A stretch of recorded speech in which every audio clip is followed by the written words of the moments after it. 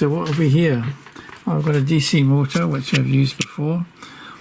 Nothing special about that. It's got a encoder, a quadrature encoder on the back. That's the one with the two phases A and B. Got a really cheap 8's bridge which drives the motor. And the other thing I've got here is an Arduino board, but it's not being programmed in the Arduino language. It's just being used as a bare bones ATmega 2560. So what I've done here is I've got my own compiler for C for the ATmega 2560. Why have I bothered, you might ask? Well, why not just use the Arduino one, or the one off the, that comes with Atmel company's one? The answer is, if you do one in Python, then you've got full control over it, and then you can use it in AI. But enough of the AI for the moment. This isn't quite about AI at the moment. This is just an old experiment I've done years ago with LabVIEW, but doing it now with this new compiler. So the Atmega here is connected via the serial ports to the PC, and so this is all custom software. So this is the Atmega 2560 compiler plus flash. So I've got a C code here which will be, what one is it? It's the identification one. So I've got a whole load of ones I've been working on. This has taken a great deal of time, as you can imagine. It should be sysid collect, I think that's the one, yeah. So I've got the C code there, and I compile and flash it, and it's done. So that's me put the firmware now onto this machine here, the Atmega 8-bit machine. And now what I'm going to do is I'm going to do system identification of the motor. So I've got another program here which is written in Python, a high-level language. And yeah, that's the one. It looks a bit similar. But I'm going to put the camera down here when I'm running it on the motor, because what's going to happen is the motor's going to turn for 2 seconds.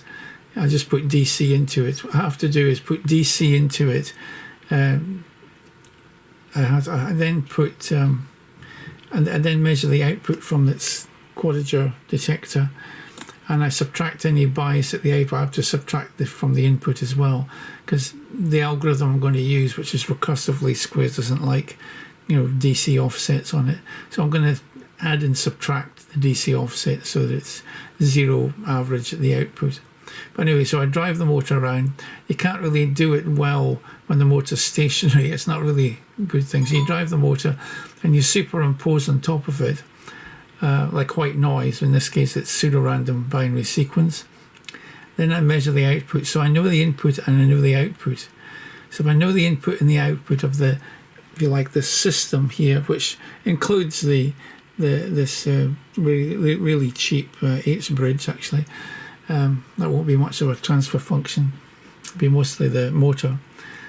Then I should be able to calculate the transfer function of the motor so that I could design, say, a controller for it. But I'll just show you it run. I'm going to click connect first, and then when I do this run collection, the motor will turn.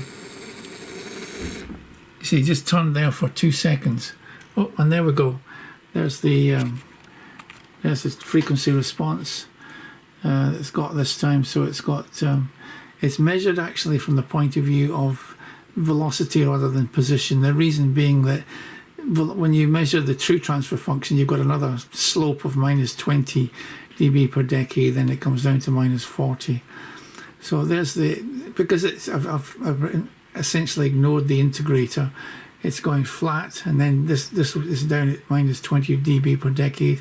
This is a small resonance. I'll run it again in a minute.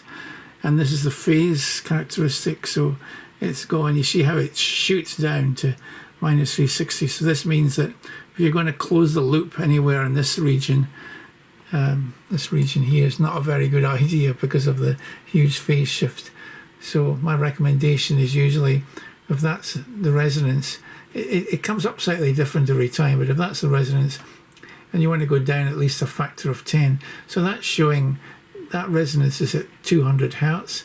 We're sampling at 500 hertz.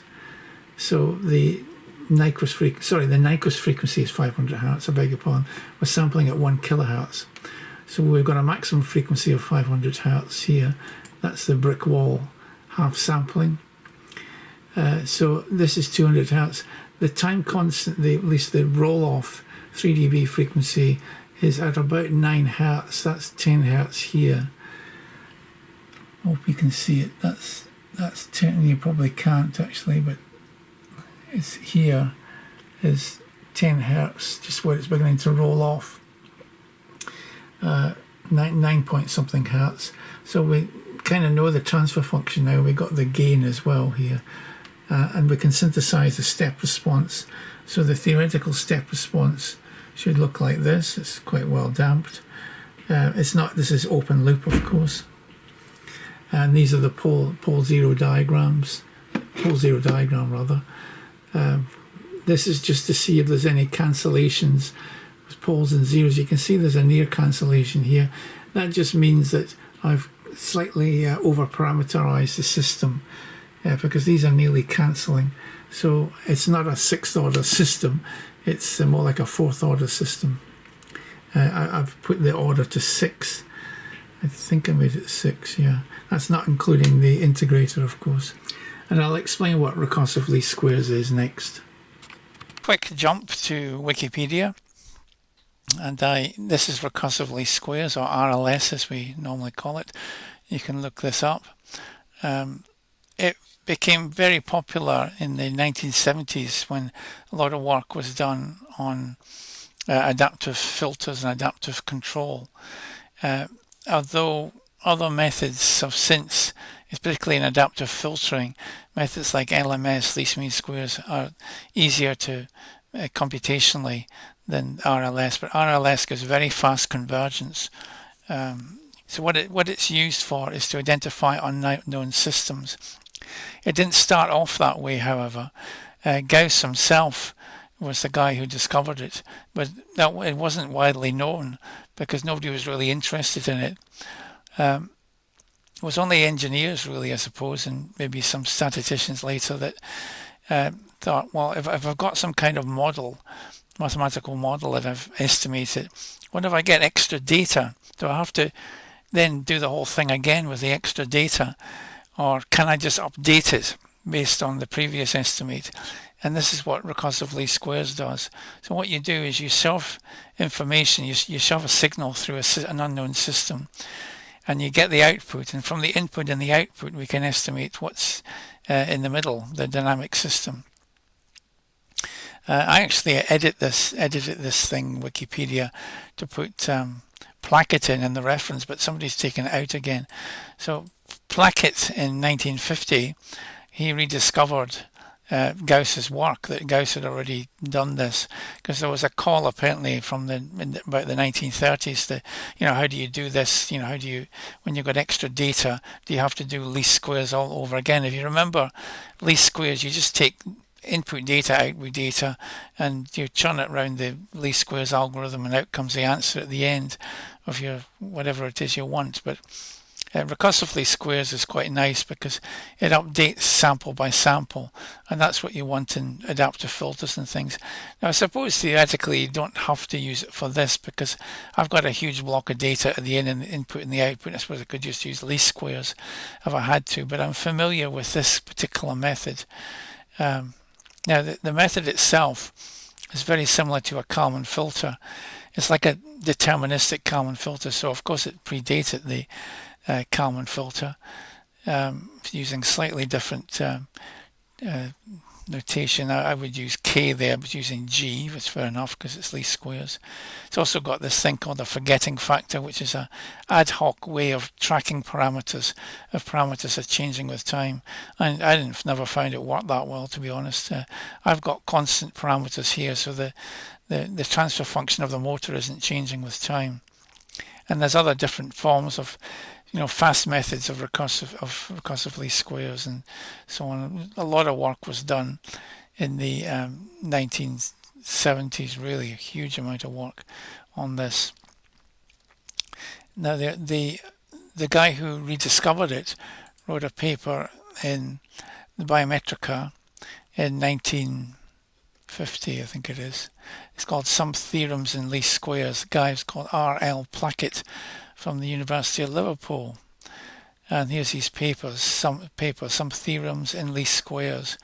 And he discusses it at the beginning rather, we shall consider the modifications necessary to the method of least squares, when this is about the rank of the matrix, is less than the number of parameters.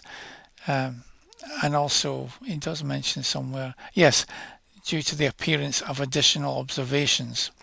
And that's the key part.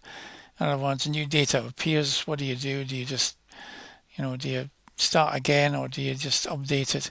And so I think he independently worked this out and then discovered that Gauss had already did it. I'm not really sure. He might have done it himself and then discovered, but he did discover that Gauss had already done it.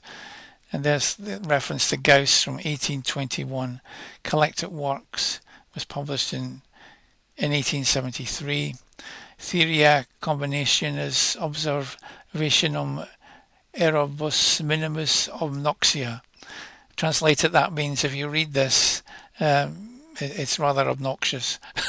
I don't know, but that's in those days everybody wrote their papers in Latin, so that's his collective, Gauss's collective works. One of the most famous mathematicians of all time, of course.